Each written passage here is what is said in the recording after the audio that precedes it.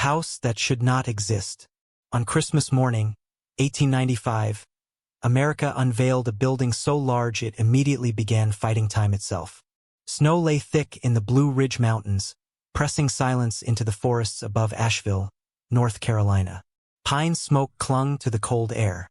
Beyond miles of woodland and a private road that climbed slowly upward, iron gates opened onto a site that refused ordinary language. This was not a house in the familiar sense. It did not feel domestic. It did not feel human-scaled. Felt imposed. Biltmore rose from the hillside as if transported whole from another continent. Limestone walls cut sharply against winter sky. Steep slate roofs layered themselves like armor. Towers and turrets caught pale light and threw long shadows across the snow. The structure did not invite approach, it announced dominance. From the outside it looked eternal. From the inside it would prove fragile. Biltmore covered 4 acres beneath a single roof. Not ground's roof. The building alone occupied the footprint of a small village. It contained 35 bedrooms, not counting servant quarters. 65 fireplaces pierced its walls, each demanding fuel, labor, and constant attention. The banquet hall soared roughly 70 feet overhead, its ceiling engineered not just to impress, but to overwhelm. The library held around 10,000 volumes, collected not for decoration, but for use. But numbers, impressive as they are, fail to explain the unease. Because the moment Biltmore was finished, it posed a question no one dared ask aloud. How long can something this large stay alive? From the grand rooms, Biltmore appeared calm, but calm was the most expensive illusion of all. Step into the entrance hall and the building performs its first trick. Stone climbs upward through 3 stories, drawing the eye away from the floor, away from the weight beneath your feet. Marble reflects winter light filtered through stained glass. Carved oak frames the space with deliberate restraint, guiding movement, guiding attention. It is choreography disguised as architecture. From here, visitors are led toward the showpieces. The banquet hall with its triple fireplace, the winter garden sealed beneath glass and fed by a central fountain, the library whose ceiling and paneling required months of concentrated labor. Each space is designed to suspend awareness of effort. Fires are already lit. Floors are polished. The air is warm. But comfort at Biltmore never happened on its own.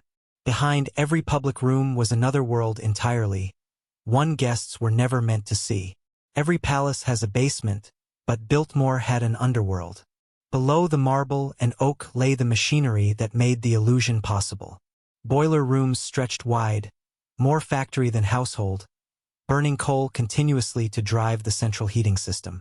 Pipes ran in every direction, feeding radiators hidden behind carved grills. Engineers monitored pressure, temperature, and flow daily. Failure was not an inconvenience, it was catastrophic. Electricity, still a luxury in 1895, ran through the house via a bespoke wiring system. Elevators moved silently between floors. Fire alarms stood ready. Refrigeration preserved food. Call buttons embedded in bedroom woodwork summoned staff instantly. Biltmore did not merely contain modern technology. It depended on it. Service corridors ran long and narrow behind walls, painted institutional green and lit by bare bulbs. Staircases, unadorned and tight, allowed staff to move unseen. These hidden routes formed a second circulatory system, parallel to the public one. Fires were stoked before dawn. Water was heated before waking. Breakfast arrived as if summoned by thought. This was not luxury, it was logistics. Remove one roll from Biltmore, and the entire system began to wobble. More than 100 people were required to keep the estate functioning. Maids cleaned endlessly, protecting finishes that would dull within weeks if neglected. Footmen served meals, answered bells, and maintained the rhythm of daily life. Cooks fed both family and staff. Laundresses processed mountains of linen. Stable hands tended horses. Groundsmen maintained roads, gardens, and fields. Engineers were essential. Electricians monitored wiring. Plumbers tended pipes, still rare in rural North Carolina. Boiler operators kept heat flowing through winter nights. Foresters managed distant acres. Drivers moved people and supplies. Gardeners shaped formal landscapes that would collapse into chaos without constant trimming. Every position mattered. Every wage was fixed. Every week, money moved outward. Biltmore was not passive wealth. It was active expense. The mansion did not simply exist. It demanded payment every single day. Coal arrived by the ton. Provisions were purchased in bulk or produced on the estate itself. Repairs were constant. A slate cracked in winter freeze. Plaster hairlined and split. Pipes failed under pressure. Wood swelled and shrank with seasons. The heating plant alone required daily checks and seasonal overhauls. The larger the building, the more it decayed at once. Christmas of 1895 showcased the dream at its brightest. Music filled the winter garden. Candles glowed. Garlands dressed the halls. Guests arrived by train, then carriage, ascending the winding approach as dusk fell. After dark, electric lights spilled from windows, turning the house into a beacon against the mountains. For a few days, the dream felt complete. But even during celebration, the house consumed resources at an unrelenting pace. 4 acres under one roof, 35 bedrooms, 65 fireplaces, a 70-foot banquet hall ceiling, about 10,000 books in the library, more than 100 staff required to operate daily. These numbers do not describe luxury. They describe obligation. Even on its first Christmas, Biltmore asked a dangerous question. Who could afford permanence? The house was magnificent. That much was undeniable. But magnificence carried weight. Each room added labor. Each system added cost. Each year compounded responsibility. The beauty was real. The expense was real. Together, they would govern every decision made after that winter. And already, beneath the celebration, a quiet pressure was building. Not from critics, not from rivals, from arithmetic. How long could this last? To answer that, we must leave the house behind and meet the man who built it. A man whose temperament made Biltmore's scale all the more paradoxical. The man behind America's largest mansion was the least interested in being seen. George Washington Vanderbilt, too, did not resemble the stereotype his name suggested. Born in 1862 into the most powerful family fortune America had yet produced, he inherited wealth that dwarfed imagination. His grandfather, Cornelius Vanderbilt, the Commodore, had reshaped transportation through steamships and railroads, accumulating a fortune so vast it became structural, something markets bent around. Yet George was not raised to command crowds or dominate society. He was shy, inward, and deeply uncomfortable with spectacle.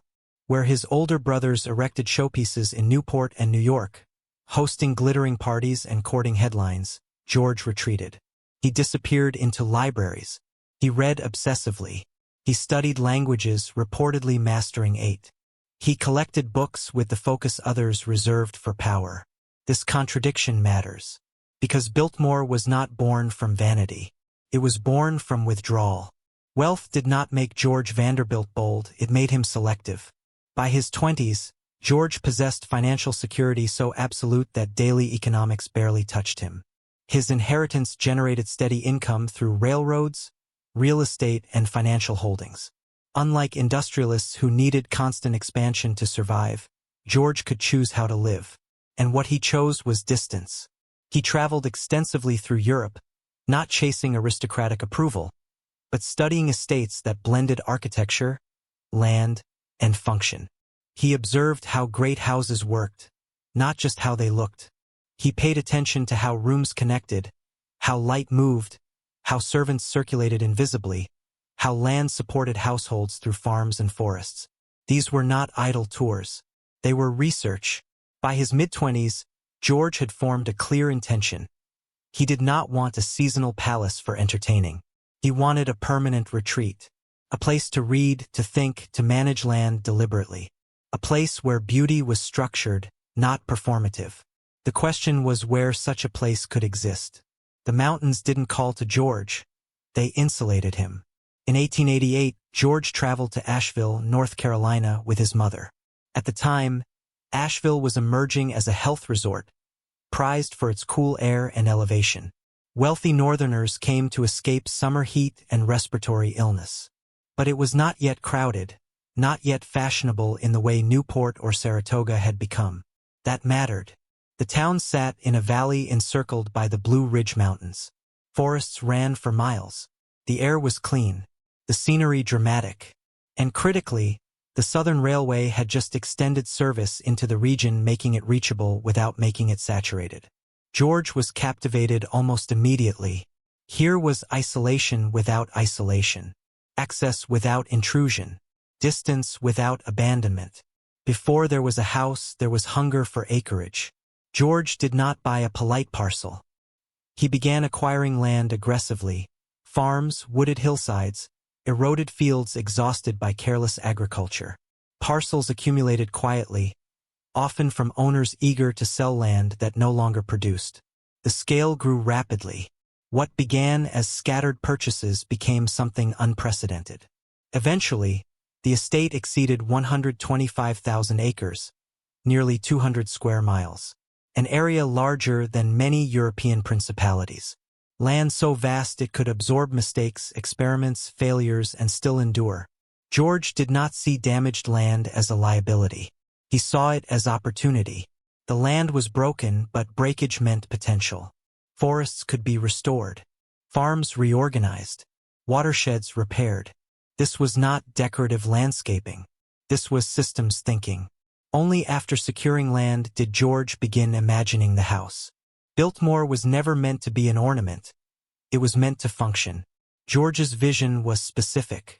The house needed to be large enough to hold his art and library, comfortable enough for year-round living, technologically advanced, and integrated into the land around it. It was not meant to impress crowds. It was meant to support a life. The estate would include farms to supply food, dairies for milk and butter, orchards for fruit, forests managed scientifically to produce timber without destruction. The goal was balance, productivity without ruin.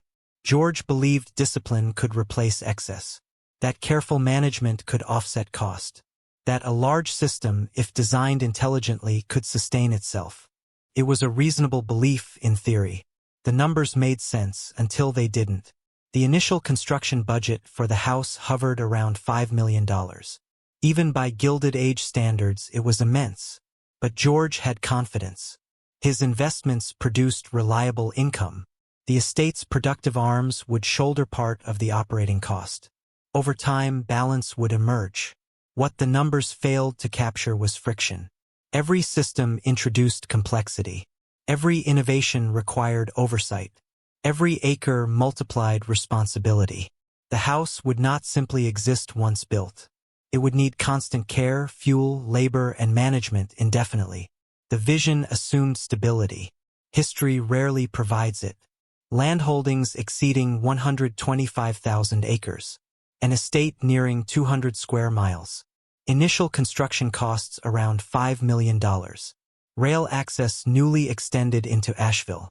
A house designed for year-round residence, not seasonal use. These figures describe confidence. They also describe exposure. George understood one thing clearly: he could not build this alone. Vision without execution is fantasy. George needed minds capable of translating intent into stone, wood, water, and land. He turned to two men whose philosophies matched his own. Richard Morris Hunt, America's most accomplished architect, trained at the École des Beaux-Arts in Paris. He understood scale, proportion, and historical language. He knew how to make buildings feel ancient and modern at once. Frederick Law Olmsted, the nation's foremost landscape architect, believed land was not decoration but a living system. He had reshaped Central Park. He understood restoration, not just beauty. When George assembled Hunt and Olmsted, he wasn't hiring decorators. He was assembling a command structure. Together, they would attempt something North Carolina, and arguably America, had never seen. Before the first stone was laid, the risk already existed. A house of this scale would demand constant funding. A landscape this damaged would take decades to heal. A workforce this large would require stability. George had wealth. But even wealth has velocity. Neither Hunt nor Olmsted voiced the concern publicly, but both understood it privately. The house might outlive its maker, but only if money kept flowing. Construction would take 5 years. Forests would take generations. And no one could guarantee the future. Before Biltmore could rise, the mountain itself had to submit. Richard Morris Hunt arrived in western North Carolina and immediately understood the contradiction. The site George Vanderbilt had chosen was breathtaking. A plateau above the French Broad River, framed by the Blue Ridge Mountains, and completely unprepared for what was about to happen. There were no nearby suppliers capable of delivering stone in the quantities Hunt required. No workshops equipped for large-scale ornamental carving. No infrastructure to move heavy materials up steep grades to a remote ridge. Even basic transportation posed a challenge. This would not be conventional construction. It would be logistical warfare. Hunt's solution was uncompromising. If the region could not support the house, the project would create its own systems. Materials would come from wherever quality demanded. Transport would be built where it didn't exist. Labor would be imported, housed, organized, and disciplined. Biltmore would not adapt to the mountain. The mountain would adapt to Biltmore. Hunt did not design for fashion, he designed for survival. The architectural language Hunt chose was French Renaissance chateau, drawing on precedents George admired during his European travels. The influence was deliberate. These were buildings meant to endure centuries, not decades. The facade balanced symmetry with movement. Corner towers anchored mass. Rooflines broke monotony. A porte-cochere provided sheltered arrival. Every proportion was calculated. Every elevation tested against light, shadow, and distance. Inside, the plan guided experience. Visitors would move from vast public rooms, the entrance hall, banquet hall, library, toward more intimate family spaces above. Circulation was logical, controlled, hierarchical. Beauty followed function. Material choices reinforced the mandate. Indiana limestone for exterior walls, durable, weather-resistant, and capable of fine carving. Oak for floors, paneling, and ceilings, strong, stable, richly grained. Marble for fireplaces and accents. Copper for the roof, expensive, but long-lived, chosen to oxidize gracefully rather than fail. Nothing was temporary. Nothing was cheap. Everything assumed generations. When Frederick Law Olmsted surveyed the land, he was not impressed. He was alarmed. Decades of logging and careless farming had left the estate scarred. Thin mountain soils lay exposed. Hillsides eroded into gullies. Creeks ran muddy after rain. Native forests had been cut over repeatedly, leaving fragmented stands and invasive growth. To Olmsted, this was not scenery, it was damage. He rejected the idea of simply decorating the mansion with gardens and lawns. That approach would hide the problem without solving it. Instead, he framed the entire estate as a restoration project. His plan was radical in scale and patience. Large tracts would be reforested using native species.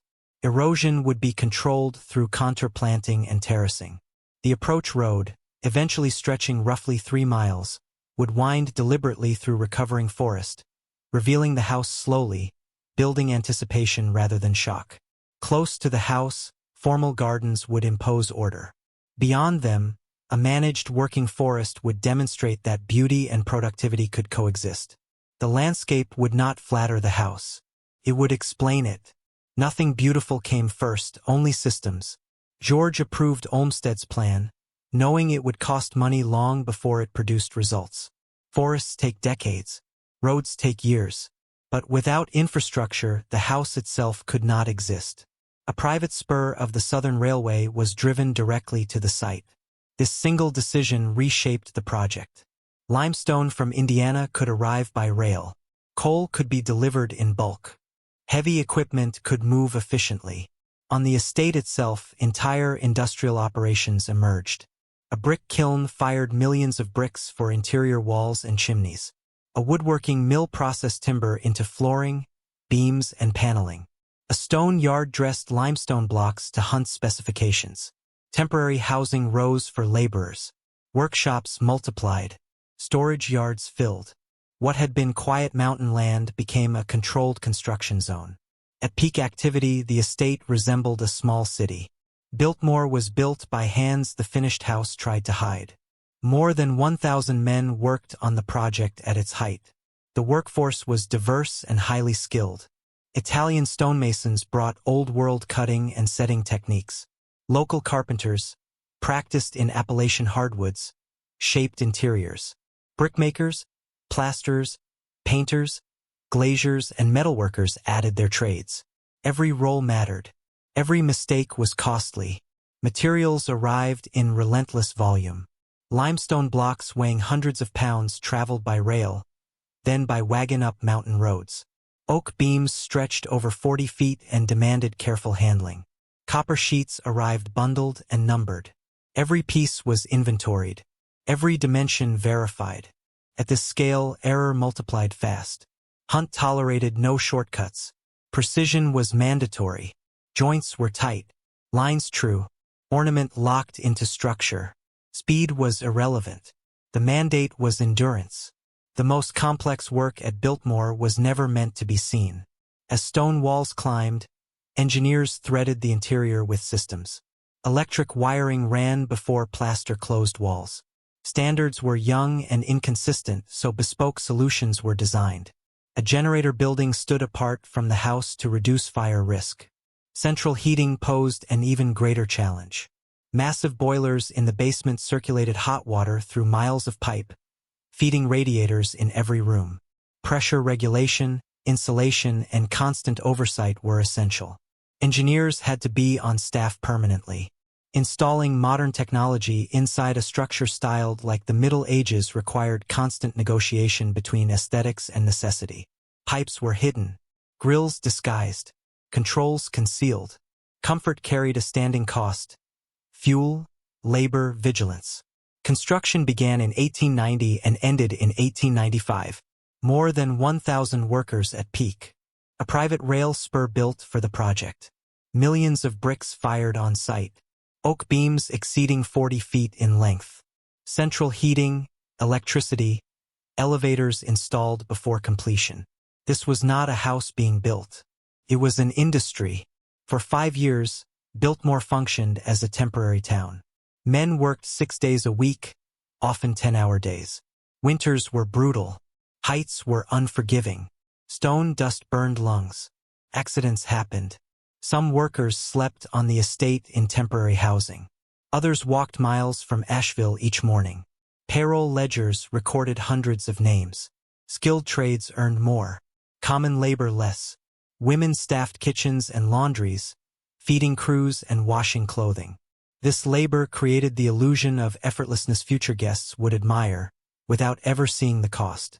When the house neared completion, the workforce thinned. Crews scattered. Temporary buildings were dismantled. The mountain grew quiet again. What remained was stone, copper, wood, and a house ready to test its maker. Biltmore did not open when it was finished. It opened when it had to. By 1894, the shell was tight. The copper roof sealed the structure. Inside, plasterers closed walls. Painters layered trim. Electricians tested circuits. Plumbers pressure-tested pipes. Tile setters moved from bath to bath. Furniture arrived. Art was installed. Books were unpacked and shelved. The library filled slowly, volume by volume. Christmas of 1895 was immovable. Guests were coming. The house would receive them, finished or not. It did. And even as the last fixtures went in, another part of George's vision lagged far behind. The house stood complete. The land did not. When the guests left after Christmas, George Vanderbilt turned his attention to what truly worried him. The mansion stood complete. Fires burned. Electric lights glowed. Rooms echoed with a new, expensive stillness. But when George looked beyond the terraces and formal gardens, he saw something unfinished and unsettling. The wider estate bore the scars of a century of neglect. Hillsides stripped by logging lay raw and vulnerable. Former farmland sat abandoned, yields long exhausted. Streams ran brown after rainstorms, carrying soil downhill, away from any future. Forests that should have been dense and layered were fragmented and thin. The house was a triumph. The land was a warning. George had never intended Biltmore to exist as an island of beauty surrounded by failure. For him, land was not backdrop, it was responsibility. George Vanderbilt wanted to prove something America didn't yet believe. At the end of the 19th century, American attitudes toward land were extractive. Forests were resources to be cleared. Soil was something to use until it gave out. The dominant logic was speed. Take value now and move on. George rejected that logic. He believed forests could be productive without being destroyed. That land, if managed scientifically, could heal and generate steady income at the same time. This idea was common in Europe. In America, it was radical. To make it real, George needed expertise that barely existed in the United States. When George hired Gifford Pinchot, he wasn't hiring a forester. He was importing an idea. In 1892, George brought in a 26-year-old American recently returned from Europe, Gifford Pinchot. Pinchot had studied forestry in France and Germany, where scientific forest management had been practiced for generations. To American eyes, Pinchot's methods seemed cautious, even timid. To European foresters, they were common sense. Pinchot arrived at Biltmore and immediately recognized both disaster and opportunity. The land was badly degraded, but the sheer scale of the estate made it perfect for experimentation. Here, methods could be tested. Failures could be absorbed. Successes could be measured. Biltmore would become a living laboratory. Before a single tree could be cut, Pinchot insisted on counting. The first step was inventory. Crews fanned out across the estate, tract by tract. They identified species, measured trunk diameters, assessed health, and mapped regeneration. They noted erosion patterns, soil conditions, and fire damage. This took months. The process revealed a hard truth.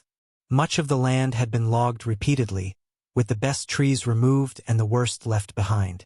Fire scars were common. Natural regeneration struggled where soil had been stripped away. But it also revealed promise. Pockets of healthy growth persisted. Seedlings were returning in protected areas. Given time and discipline, the forest could recover. Time and discipline were exactly what George was willing to invest. Selective cutting was a direct challenge to American habits. Instead of clear-cutting entire hillsides, Pinchot introduced selective harvesting. Mature trees ready for market were removed individually, while younger growth was left to rise into the canopy. This maintained forest cover, reduced erosion, and preserved future yields. Fire breaks were cut to limit uncontrolled burns. In the most damaged areas, reforestation began in earnest. Thousands of seedlings were planted. White pine, yellow poplar, oak, species chosen for both ecological fitness and commercial value. Local men were hired and trained to carry out this work. They learned to mark trees, build fire lines, and conduct controlled burns. They learned that forests could be managed, not just exploited. The forest began to change, slowly, visibly. Pinchot's time at Biltmore was brief, but explosive in impact. By 1895, Pinchot left Biltmore to take a federal post. He would later become the first chief of the United States Forest Service. The lessons learned on George Vanderbilt's land followed him to Washington. Practices refined at Biltmore began shaping national policy. George replaced Pinchot with Carl Schenck, a German-trained forester with deep experience and rigorous discipline. Schenck expanded the program and formalized education. In 1898, he founded the Biltmore Forest School, the first forestry school in America. Students lived on the estate. They learned by doing, measuring timber, marking harvests, designing roads, managing fire, studying soils, diagnosing disease. For 15 years, the school trained hundreds of foresters who carried scientific management across the country. Estate holdings exceeding 125,000 acres. Selective cutting introduced across vast tracts. Thousands of seedlings planted. Forestry school founded in 1898. School operated for 15 years. Hundreds of trained foresters dispersed nationwide. The mansion impressed visitors. The forest changed a profession. Forestry began producing timber revenue. Not spectacular, but steady. Farms supplied food and income. Dairies expanded. Orchards matured. These efforts mattered.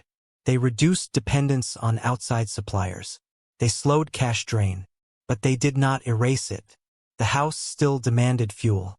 Staff still required wages. Maintenance still accumulated. George had built a system that worked, but worked narrowly. It relied on stability, on predictable income, on a future that did not include shock. History had other plans. By the early 1900s, Biltmore appeared balanced, and that was the danger. From the outside, the estate looked secure. Forests were recovering. Farms were productive. The house ran smoothly. Asheville benefited economically. Workers lived in the planned village George had built beyond the gates. But inside the ledgers, margins were thin. Every year depended on investment income from George's fortune. Every year assumed the rules would remain the same. They would not. Biltmore didn't begin to fail because of extravagance. It began to fail because the rules changed. For nearly 2 decades, George Vanderbilt had managed Biltmore under a financial system that quietly favored inherited wealth. Property taxes existed, but income itself, the steady flow that covered payroll, coal, repairs, and supplies, remained largely untouched by the federal government. That changed in 1913. With the ratification of the 16th Amendment, the United States introduced a federal income tax. Rates began modestly, but for top earners they rose quickly. What had once flowed uninterrupted into estate operations now flowed outward to Washington. The effect was immediate and structural. Biltmore's costs did not shrink. Its income did. George read the ledgers carefully. He understood numbers. He also understood that this was not temporary. The new tax was permanent. The mansion had survived construction. It now faced arithmetic. George's first instinct was restraint, not retreat. He did not panic. He adjusted. Travel was curtailed. Purchases deferred. Non-essential maintenance postponed. Vacant staff positions were sometimes left unfilled. Guest lists narrowed further. New projects were shelved. Every change was measured. George knew that dismissing too many staff would destabilize operations. Closing too many rooms would damage the house itself. Cutting farms or forests would reduce the very revenue streams meant to offset expense.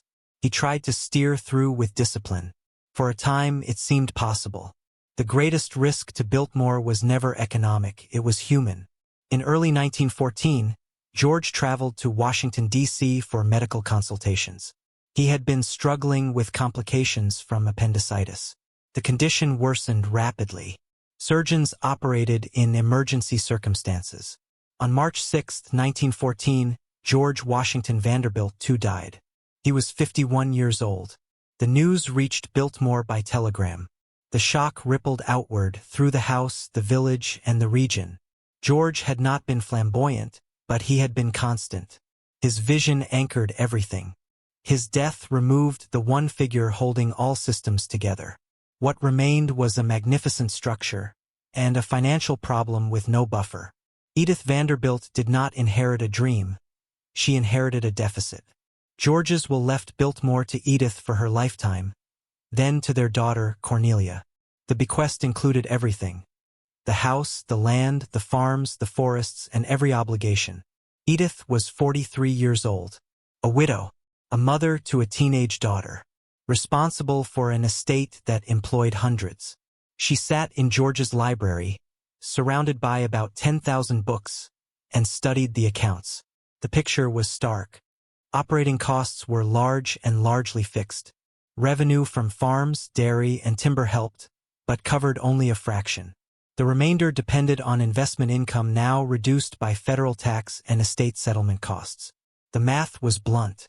Biltmore, as it existed, could not continue indefinitely. Accountants and lawyers confirmed Edith's fears. Annual operating costs hovered around $250,000. Roughly $7 million in modern terms. Productive arms covered perhaps 1/3. The rest came from capital income that was shrinking. At the current pace, funds would be exhausted within a decade. Possibly sooner if markets turned or major repairs became unavoidable. Once capital was gone, creditors would follow. Then tax authorities. then forced sale. Edith faced a choice few ever confront so clearly. George died at age 51 in 1914. Annual operating costs around $250,000. Farm and forest revenue covered roughly one-third. Federal income tax introduced in 1913. Household staff still numbered in the dozens.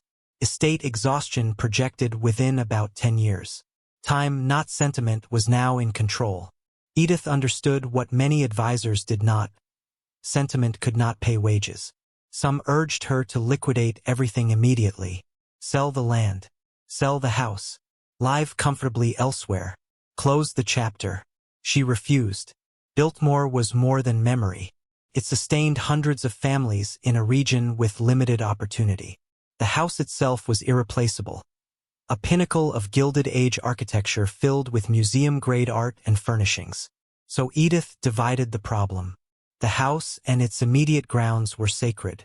The rest was negotiable. The most painful decision saved the future. In 1915, Edith entered negotiations with the federal government.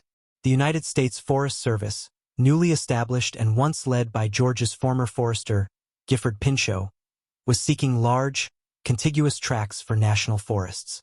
Biltmore's land was ideal. Surveyors marked boundaries. Appraisers set values.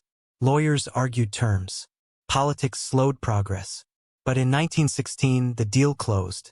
Approximately 86,700 acres, nearly two-thirds of the original estate, were sold to the federal government, forming what became Pisgah National Forest. The price was fair, but less than George had invested. What Edith gained was time. With the mountains gone, the Corps could breathe. Edith retained roughly 8,000 acres around the house and village. Still vast, but manageable. Debts were retired. A financial cushion was created. The forestry school closed. Karl Schenk returned to Germany. But the forest itself would continue under federal stewardship, preserving George's greatest legacy. Operational cuts followed. Staff was reduced gradually, often through attrition. Departments were consolidated. And used wings were closed. Formal gardens simplified. Heating vents shut in unused areas to save coal. Household staff fell from over 100 to around 60. The mansion no longer aspired to grandeur. It aspired to survival. Edith Vanderbilt redefined victory. The goal was no longer restoring George's full vision. That era had passed. The goal was continuity, keeping the house intact, the staff paid, and the estate solvent. Through careful management, the strategy worked. Through the 1920s, Biltmore stabilized. It did not flourish, but it endured. Then history intervened again. Edith had cut, sold, and simplified, and then the economy erased the board. The stock market crash of October 1929 did not arrive gently. It arrived like a rupture. Values collapsed. Banks failed. Businesses shuttered. Unemployment surged across the country, and even families long insulated from hardship felt the shock. Biltmore was not immune. Investment income, the final pillar supporting the estate, thinned or stopped entirely. Dividends vanished. Reliable streams turned erratic. The careful equilibrium Edith had built through the 1920s suddenly dissolved. At the same time, Asheville and the surrounding mountain counties suffered deeply. Tourism, which had been growing through the rise of automobile travel, evaporated almost overnight. Hotels emptied. Restaurants closed. Shops struggled to keep lights on. Biltmore faced a familiar problem under harsher conditions. Expenses remained, income did not. There was still room to cut, but not much. Edith examined the estate again, searching for further savings. Staff numbers were already reduced. Entire wings were dark. Gardens had been simplified. Maintenance had been deferred wherever possible. But there was a floor beneath which cuts became destructive. Stone buildings demand care. Neglect invites water. Water breeds rot. Plaster loosens. Wood warps. Small failures compound into structural damage. Years of underfunding could undo decades of careful construction. Edith could slash costs further, but doing so risked killing the house outright. Selling was discussed again. Brokers suggested breaking up the remaining land for development. But who would buy in a depression? And even if parcels sold, the house itself was unsellable. Too large, too expensive, too specialized. The mansion had become a trap. The solution came from a place no one expected and no one liked. At some point, surviving records do not agree exactly when. Someone proposed a radical idea: open the house to paying visitors. For Edith's generation and social class, the suggestion bordered on scandal. Privacy was not preference, it was principle. Allowing strangers to walk through one's home, examine furniture, study possessions, felt like surrender. But Edith was pragmatic. She had already sold 2/3 of Georgia's mountains. She had dismissed staff. She had closed rooms. Opening the doors was not betrayal, it was adaptation. And it offered something more than revenue. It offered work. If Biltmore could draw visitors, it could support a region in collapse. Asheville needed jobs. Hotels, restaurants, and shops stood idle. If tourists came to Biltmore, they would sleep in town, eat meals, buy goods. The estate itself would need guides, ticket takers, grounds crews, maintenance staff. Even modest attendance could ripple outward economically. Edith weighed pride against responsibility. She chose responsibility. Opening Biltmore was not simple, it required choreography. The house was rearranged for viewing. Ropes and barriers protected furniture and finishes. Specific routes were mapped to control flow and minimize wear. Staff were trained to guide visitors and answer questions.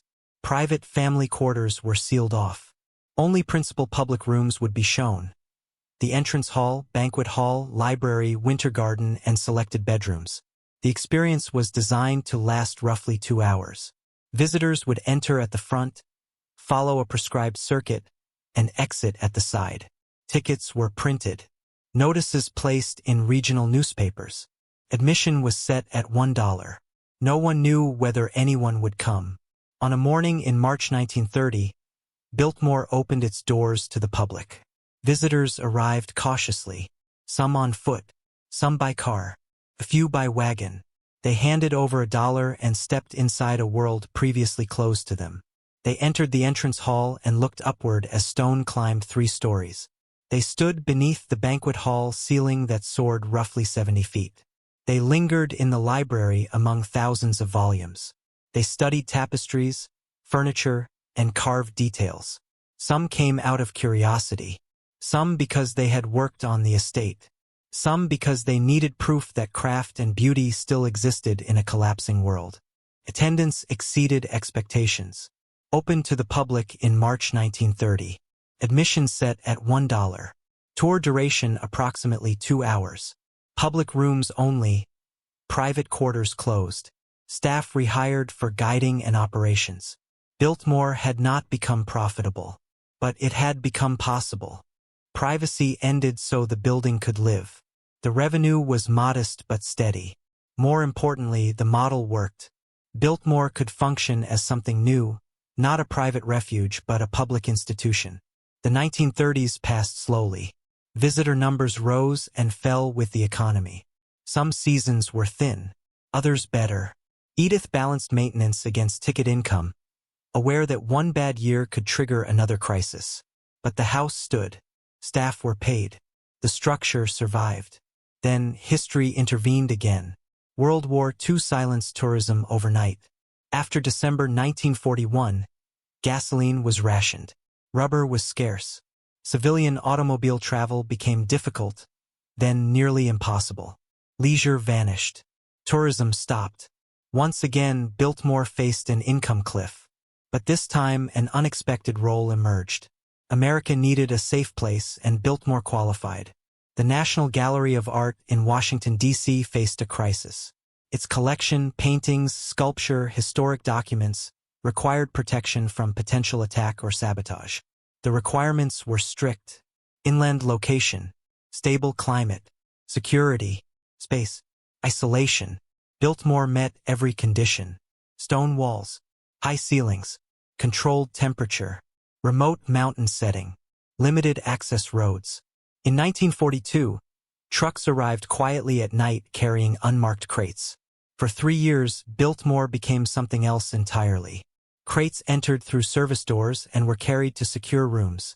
including the music room and large upstairs bedrooms. Guards patrolled discreetly. Staff understood something important was happening, but details were not discussed.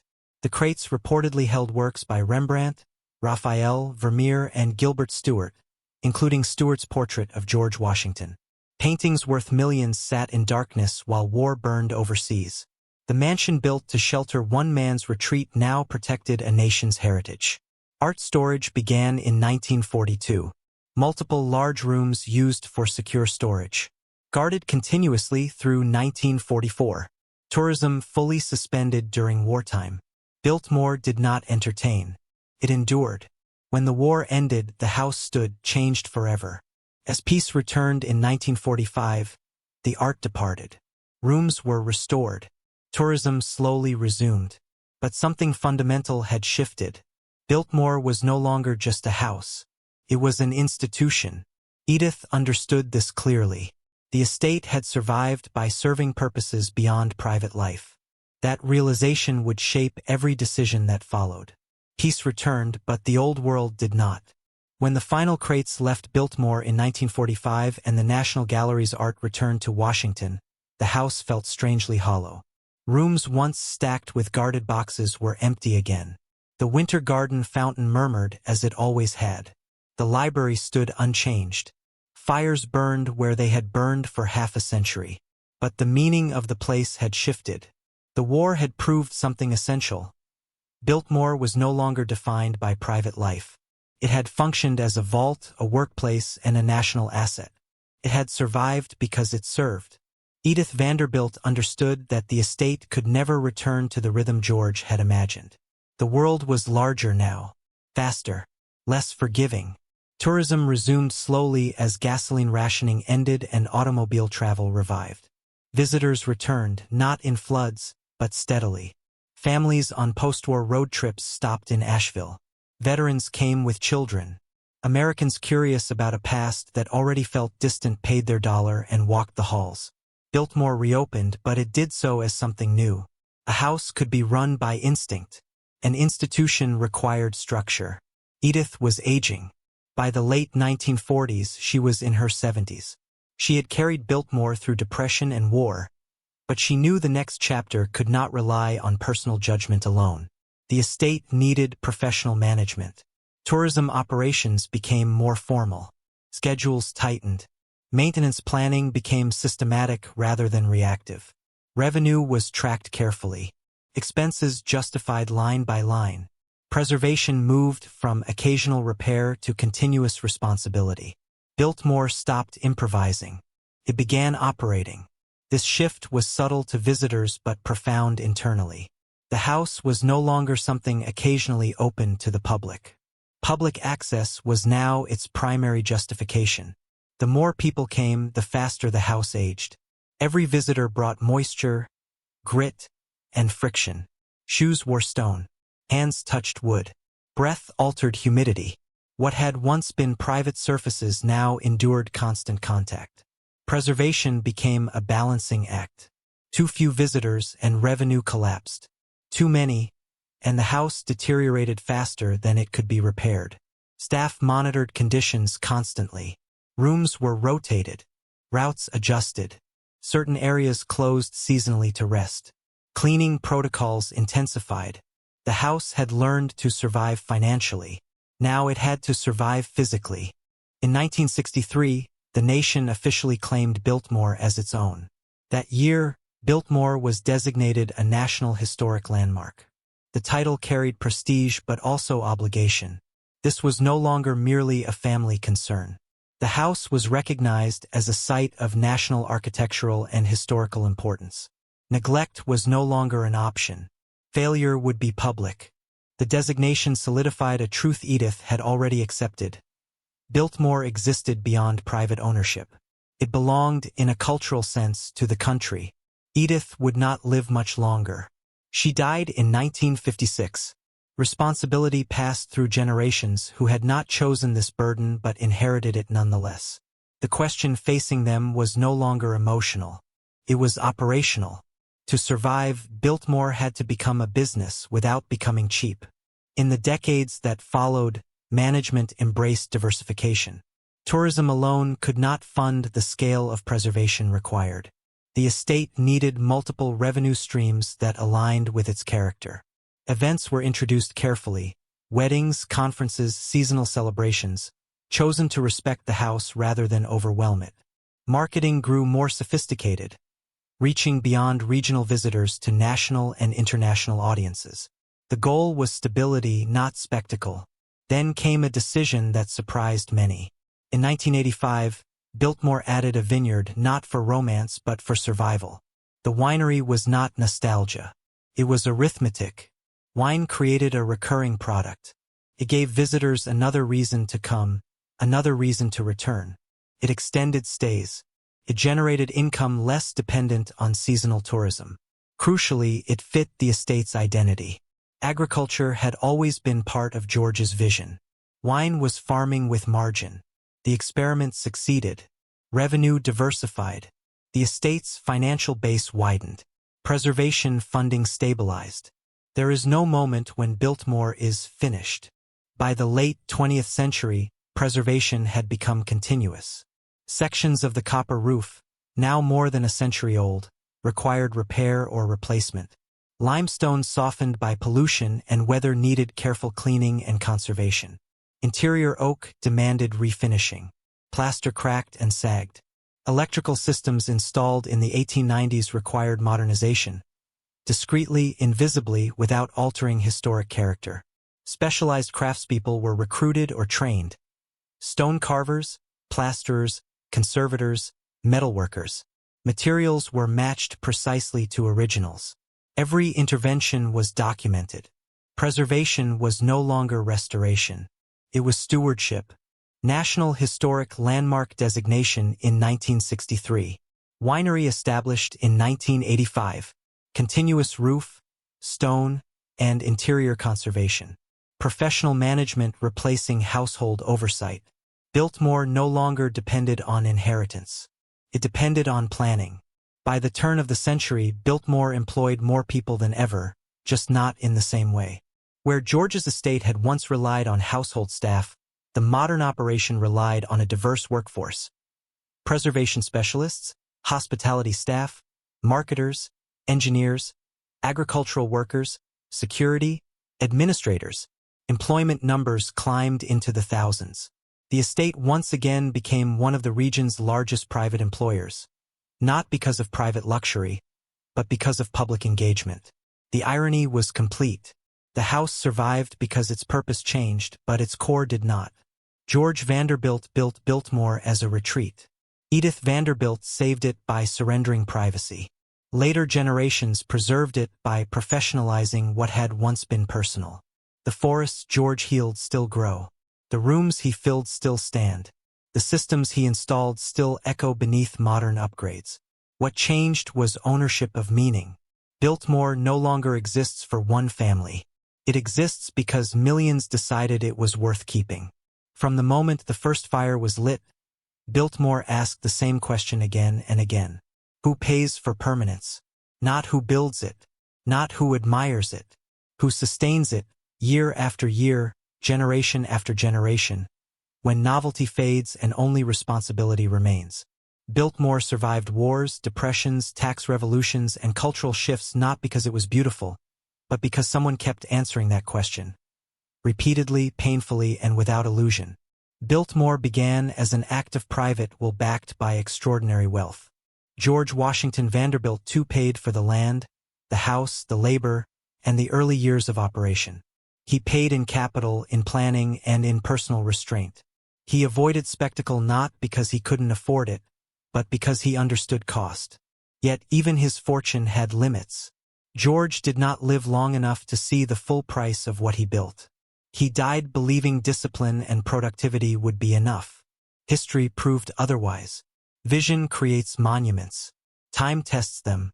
The stone remembers hands even when names are forgotten. Thousands labored to build and sustain Biltmore. Stonemasons who set limestone by hand. Carpenters who shaped oak beams longer than houses elsewhere. Engineers who tended boilers in winter darkness. Laundresses who carried heat and moisture through endless days. They were paid wages, fair by contemporary standards, but they also paid in effort, risk, and exhaustion. Without them, the mansion would be an empty drawing. Their cost does not appear on postcards. Saving Biltmore required giving it away piece by piece. Edith Vanderbilt paid not with money alone, but with surrender. She sold the mountains, closed wings, cut staff, endured criticism, opened her home to strangers. She accepted that preservation meant loss of privacy, loss of scale, loss of the dream George originally held. Her success was not triumph. It was endurance. Because of her decisions, something remained to pass on. Every ticket is a quiet vote for survival. Today, Biltmore stands not because of inheritance, but because millions choose to support it. Visitors pay admission. They buy wine. They attend events.